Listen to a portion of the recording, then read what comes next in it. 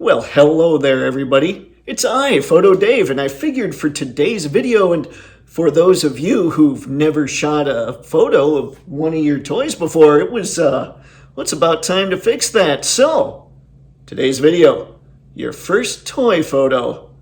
Let's shoot it. Here we go. Okay, first things first, let's go over some stuff that you're gonna need.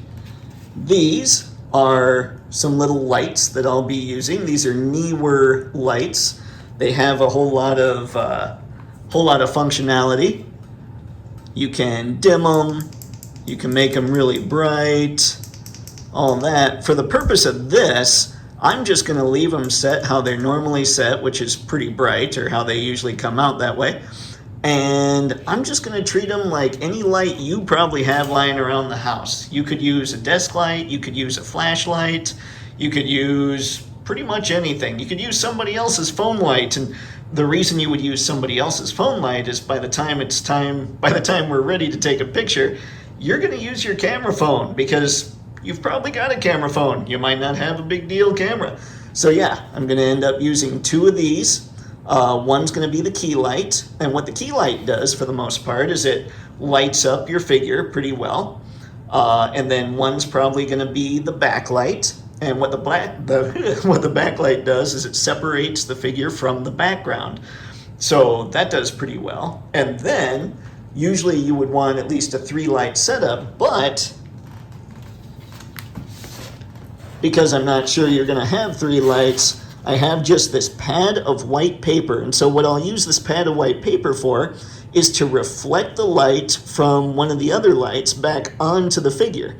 And what that'll do is where areas might be just loaded with shadow, this will be used to kind of get those areas so they're not just totally dark. So it'll just reflect the light back onto the figure. So it's like having a third light. They actually make reflectors and things that you can use for this kind of purpose. But I figure you probably have some white paper lying around somewhere. So we're going to go with this.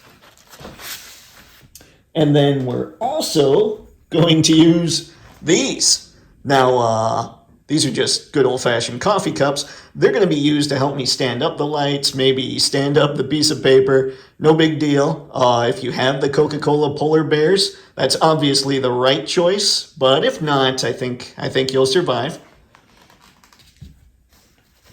And then we have paper towels. Now, what the paper towels will do for you is if you need to dim your lights a little bit, if you think the light's just too harsh, you put the paper towel over one of your lights. Let's see here. And it will diffuse the light a little bit. Let's see what I got using this bad boy. Kind of spreads it, and it makes it so it's not quite as strong. So that's what the paper towel would be used for, and I've got 2 of them in case I need to diffuse the light for both of them. Kind of lessen the light, I suppose. And then what all this stuff is sitting on is just a big black piece of poster board.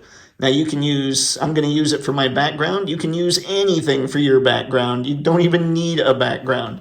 You just want to make sure you've got your figure ready to go. But yeah, I'm using the big black piece of poster board because it's just a nice, clean, plain background that I know I can work with. And now, before we go any further, let's talk about the figure. Okay, this figure is a Plunderling. His name is Spurts, but the thing you'll want to remember if you want a guy kind of like this is Plunderlings. It's produced by a company called Lone Coconut, and they come in a whole lot of different colors. They're all this mold. They all are what you see here that's blue. They're all pretty much the same, but they come in different colors, and the accessories they come with are different. That's kind of what gives each one their personality. And what cracks me up about them is just how goofy they look. They look like they're just out to cause trouble. They're not out to do anything constructive. They're not insane. They're not murderous putzes like the Joker, but they're just out there to cause a little bit of trouble, cause a little bit of havoc, cause a little bit of chaos.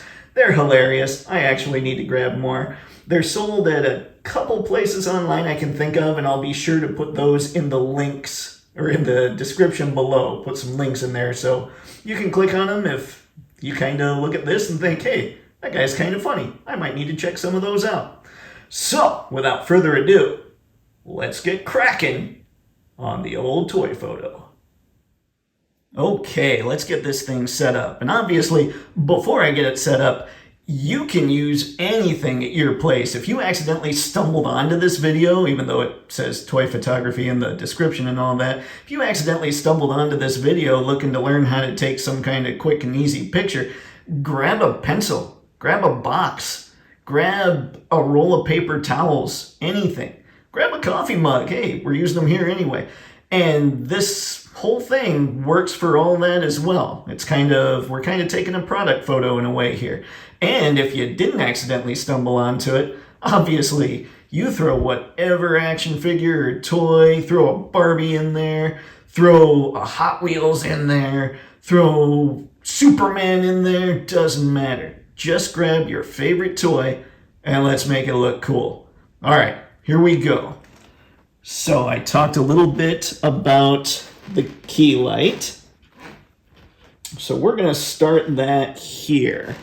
Let's see. Just want to make sure it's still in frame. We're going to put that there, and we're going to use these here polar bears to stand that light up because, well, that's key. Now, turn this thing on. All right, now I know right now he looks pretty washed out, but check this out. I'm using this light here. There we go. A little less washed out, but still somewhat washed out. So what I'll end up doing now with this light is add some paper towel.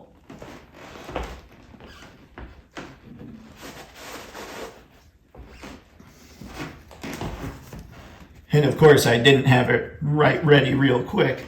So, look at that. Interesting, interesting. Okay, here we go.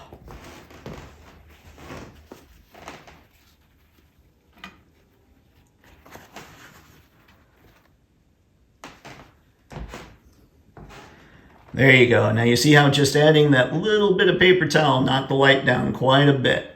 So that's nice. That made me happy.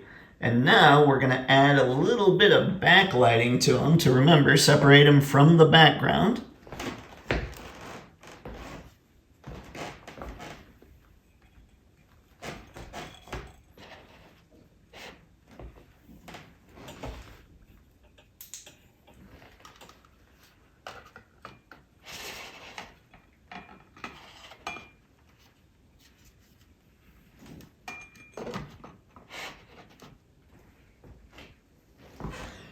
And obviously I got to turn on the other light again.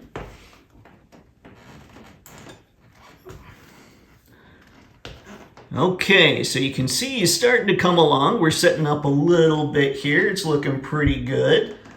But now we've got that key light hitting. We've got the backlight hitting.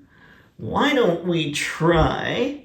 He doesn't look too dark anywhere, so I'm not sure we really need the reflector, but I am going to adjust this light a little bit. Still kind of bright on him. There we go. Now we're getting something a little better. Okay, yeah, Spurt's looking good. Now you see the shadow that's coming off right down in there. That's because how harsh the light is in the backlight, but I like that harshness back there. You might not like it. You might want to make adjustments. The whole your mileage might vary thing applies here. And I think I will use that white paper, use my notepad to try and bounce some of that backlight back off onto this side of Spurt.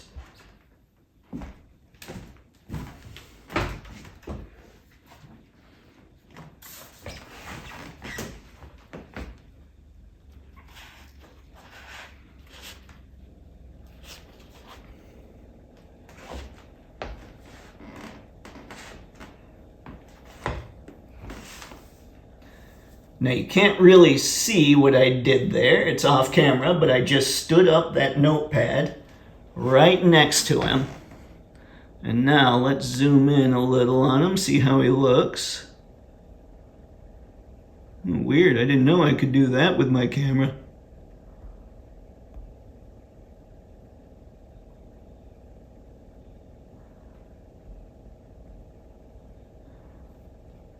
Let's see, still just playing. Yeah, I think he looks pretty good, honestly, like that. So this is just going to be a quick photo that I end up shooting. I'm going to use my cell phone, just like you'll be able to use your cell phone. I'll take a picture, and you'll see it at the end of this video. So here we go. All right. So this isn't actually the end of the video, so sue me, but I thought I should show these pictures now. This is the picture of Spurt that I shot that came directly out of my phone. No edits, no anything. And I think the lighting turned out pretty well. He looks pretty clear, and the background's nice and blurry, which always makes me a little happy. And the way you would get that blur, and sorry I didn't mention this before, is just clicking on the photo to make sure that you're focused on your figure. And then the background should pretty much get pretty blurry depending on how close you are to the figure. So just mess with that a little bit. But anywho, this is Spurt directly out of the phone. And this is Spurt out of the phone and then using the editing tools on my phone to make it look like this. It was a little heavy-handed. I got a little crazy with the darks. But just to show what you can actually do with your phone, it's pretty remarkable. And for reference, I used an iPhone, let's see, 13 Pro to take the shot and to do all the editing on here. So that's what you can do, folks. You can get this directly out of your phone, and you can use your editing tools to get this. Good times. So there you go, everybody. You just shot your very first action figure photo. I'm pretty excited about it. I hope you are too. You're probably addicted to it now, so don't worry. There's plenty of us sickos out there. So why don't you use the hashtag #FirstFigurePhoto on Instagram if you feel like posting this, and I'll check it out and probably end up even sharing it on my page just to show that you guys are out there, you're trying, you're having a blast playing with these things like I do, because the figure photography, that's why I enjoy it so much. I mean, granted, some of the figures are pretty awesome, but the photography gives me a chance to actually play. Yes, I just did air quotes. So that's all I got, everybody. Hope you're having a blast. Hope you're having fun. And hey, even though if this is your first time watching a video and it's your first figure photo, don't forget to have a blast and happy snapping. See ya.